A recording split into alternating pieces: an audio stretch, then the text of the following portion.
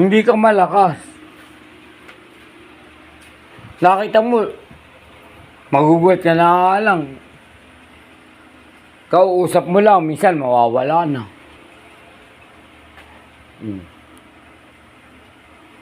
Magugulat ka na lang, wala na, naglaho na.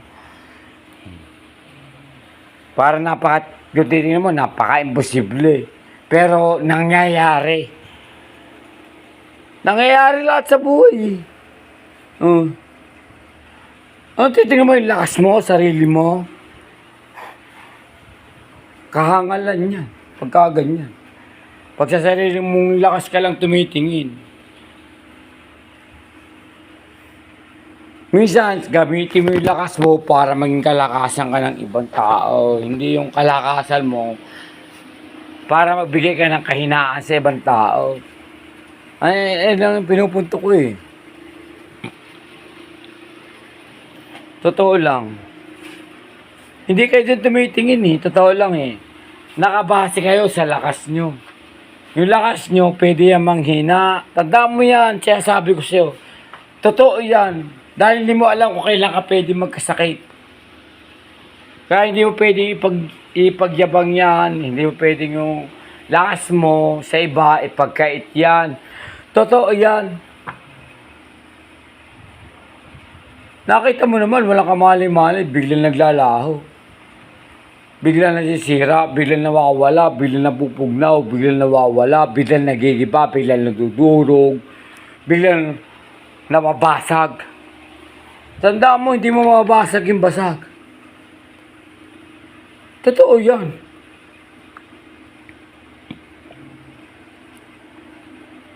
Hinga kayo ng barya, akala mo napakasamang tao. Hindi yung manatili na nakita mo nagtupi ng damit dyan, nag-igib ng tubig dyan. Saka kaunting barya, akala mo napakasamang tao. Abay, napakapangit yung kasama sa buhay. Pera kayo nakatingin. Hindi sa tao. Oo, totoo yun. Hindi kayo sa tao nakatingin. Hindi sa ginagawa ng tao. Sa pera, mukha kayong pera. Ayun ang katotohanan doon. Wala kayong kwenta pagka ganun. Masyado kayo mapagbilang sa pera. Sa pera kayo nakatingin. Lahat ng gagawin dyan, baliwala. Baliwala yung mapagod. Baliwala yung pwede ka na matulog, maghapon. Pwede ka na hindi magising. Baliwala ka, hindi ka na mapagod. Kung tutuusin sa sarili ko, mas gusto ko di na lang ako magising eh. Oo, kasi napapagod ako sa mga walang kwenta. Ay nako! Oo! Totoo yun. Ingay nyo lang. Totoo yun. Ay, natingin ko sa inyo eh. Sa pera lang kayo nakatingin eh. Mga wala kayong kwenta eh. Kala mo wala kapagurin yung mga tao nagpapagod sa inyo. Totoo lang, napakakitig nyo. Ay, natingin ko sa inyo, napakakitig. Oo. Sabihin mo ng ano ko, napakasamang tao ko. Pero tingin ko sa inyo, napakawalang kwenta. Oo. Napakawalang kwenta, naturingan pa kayo mga Kristiyano niyan. Masyado kayo mapagbilang. Pag hindi ka kumilos dyan, pagka gumagawa ka ng mga bagay na hindi mo gusto dyan, lahat pwede mong sabihin. Pero yung tao nag-aayos, hindi mo kayang bigyan ng kahit kunti man ng appreciation. Para sabihin mong malang na nag-aayos yan. Wala kayong ganun, totoo lang. Kaya tingin ko sa inyo, napakakapal ng mukha ninyo. Oo, ganun. Totoo lang. Napakakapal ng mukha ninyo. Salang yung mga sakripisyo ng tao sa inyo. Napakaswerte nyo, may mga tao pang nagaganyan sa inyo. Buko lang yan ninyo. Napakasama ng galing nyo. Kaya na masasabi ko sa inyo. Buko lang yan. Maghapon.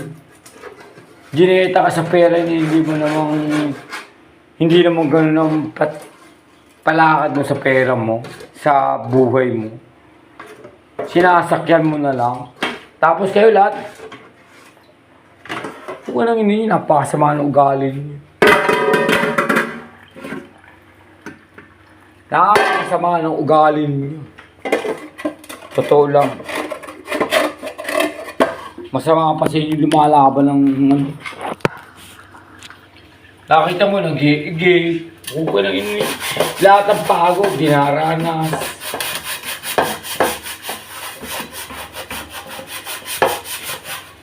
Kung hindi ko naman gagawin yung maglaba, kayo rin maglalaba. Wala kayong kwenta. Totoo lang. Wala kang kwenta kasama sa buwan. Parehas lang eh. Kahit magpakagago kayo, gago ko pa rin sa paningin ng tao. Parehas lang, kahit papakabuti ka. Magpakasa. Parehas lang. Parehas lang mga ugali. Sa pera lang kayo nakati. Wala kayo pwede sa kung walang napakasama ng ugali.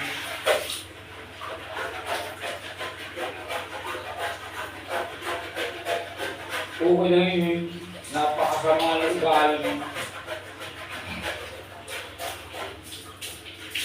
Halaga 10 piso, okay na yun. Lahat, pwede yun. Okay na yun. Kahit hindi ko nga gawin yung mga bagay niya, pwede.